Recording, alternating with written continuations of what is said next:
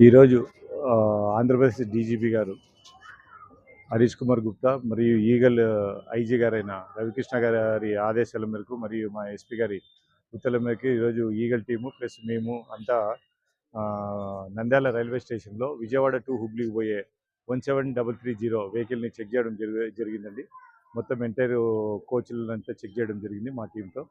ఎటువంటి సమాచారం ఏది లేదు.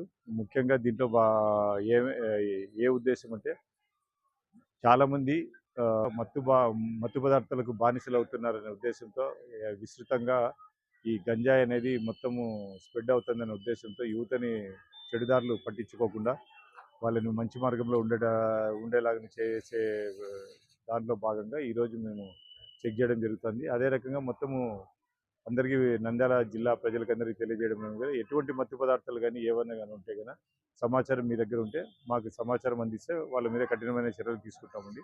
పోలీసుకి సహకరించవలసిందిగా కోరుతున్నాం. Thank you.